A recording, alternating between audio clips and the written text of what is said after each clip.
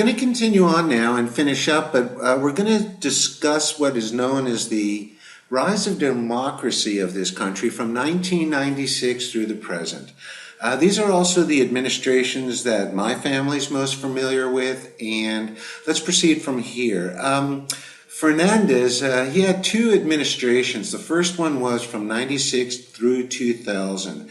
In 1996, very important to note, a U.S. raised Dominican, Leonel Fernandez Reina, and the Dominican Liberation Party, they secured more than 51% of the vote. The first item on the president's agenda was the partial sale of some state-owned enterprises that were argumentatively labeled somewhat corrupt from the previous party. And Fernandez was praised for ending decades of isolation amongst other nations. So he drastically improved trading with other Caribbean countries and other nations worldwide. In other words, diversifying, which today has proved to be an excellent source for our country. But by the same token, he was criticized for not fighting the intensive corruption or alleviating at that time the poverty which affected about 60% of the population. Now, when we discuss the term poverty in this country, we're talking about strictly cash poor. We're not talking about people starving or anything of that nature that might be running through your minds. I want to clear that up. Because of the abundance of natural foods, fruits, everything that grows in abundance in this country, people don't go hungry, okay? That's why you'll see many of the simplest homes, everybody's happy, playing dominoes, doing what the local Dominicans do. And it's to where in DR Escapes, I firmly hold my position that currency does not create revolutions, starvation does. And if you doubt my stating this, go back in history, and you're always going to find it was actually people's hunger that started revolutions. As long as people are eating and their children are fed, you'll find things reside rather peacefully. Sure, there's complaining, there's minor scuffles, but there's no out-and-out revolutions nationwide. And it's, I'm just assuming, but it's probably the reason why the second command on an army that's defeated by the victorious army after disarmament is feeding the enemy before your own soldiers. Because they know through military expertise, nothing causes revolution and violence more than a hungry belly. At the end of Fernandez's first administration, from the years 2000 through 2004, there was an elected official, Hipólito, and he was from a party called the PRD, and he was elected amid a popular discontent over power outages as the nation recently privatized its electric industry. Although Hipólito does not have a great record by any means, his presidency saw major inflation and instability of the peso. There was bankruptcy of 3 major commercial banks due to the bad politics of the main managers. In other words, corruption. That's a fancy way of saying it, no more, no less. During his time period, though, he did take actions, and almost 100% of the savers of the closed banks did get reimbursed. And that did calm the nation and keep, in my opinion, from starting a major issue in the nation. Most people, almost 100%, were repaid. It did see, though, a drastic currency fall in the Dominican peso. He was just not running the country any way, shape, or form the way it should be. Very, very corrupt. And it went from 16 pesos to $1 US, all the way up to near 60 pesos per US dollar. Now, once again, if you read between the lines of this type of history and what I'm saying, the insiders, in other words, the people that supported Hipólito, made literally fortunes, because what they were doing is converting US dollars to pesos. So they knew what was going to happen ahead of time.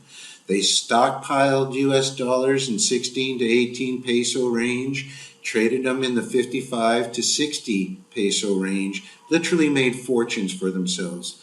And when he left office, it settled to around 41 pesos a dollar, which is pretty good, pretty stable. And right now we're running not too far off from that.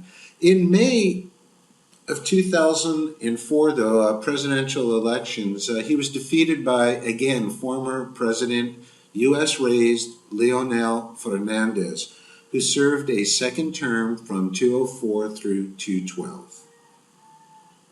During Fernandez's second administration, the years 2004 through 2012, Fernandez instituted austere measures to deflate the peso and rescue the country from its economic crisis.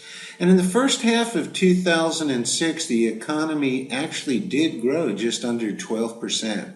The peso at that time was currently exchanging at approximately 39 Dominican pesos to one US dollar.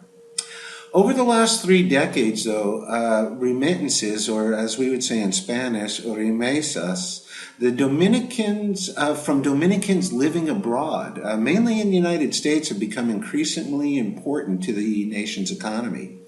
From 90 through 2000, the Dominican population in the States doubled in size from about 520,000 in 1990 to around a little over 1 million, 2/3 of whom were born in the Dominican Republic, actually, itself.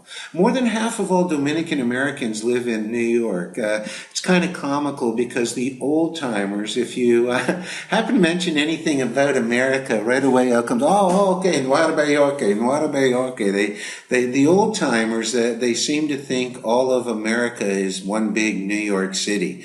You know, tú es familia en Nueva York. I have family in New York. And it's kind of comical, but most of them did settle in an area of Washington Heights in the northern Manhattan. Over the past decade, DR has become, though, the largest source of immigration to New York City. And today, the metropolitan area of New York has a larger Dominican population than any city except Santo Domingo. Very interesting.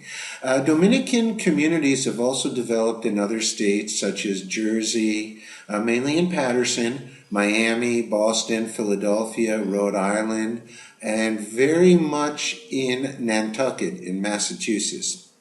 In addition, tens of thousands of Dominicans and their descendants live in Puerto Rico. And around 97, a new law that was passed and took effect during Fernandez's administrations was allowing Dominicans living abroad to retain their citizenship and vote in the presidential elections.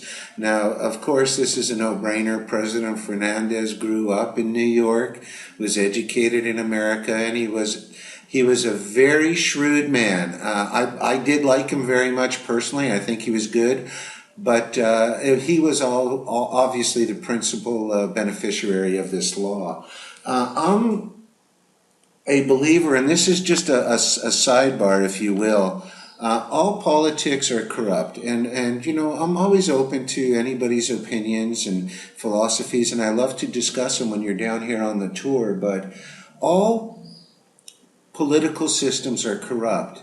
However, it's one thing trying to line your pockets with money, and it's a completely different thing trying to control the population, which is what I'm seeing in much of Europe and Western nations. A totally different concept, and the latter is far more dangerous. So in the DR, another one of the reasons my family chose here out of several was there's absolutely no way of controlling the population here because they do know fear of violence will take them and their family out. They do not have the power, the manpower, the protection, anything like Western nations. And it's why I keep quoting somebody I admire a lot, Doug Casey, when he states that the future survival depends on what we call third world nations, because it's becoming ever more apparent that the amount of ridiculous laws a nation makes is not relevant. What is relevant is, can they be enforced? Think about that, and I think you might come up with the same answer we did.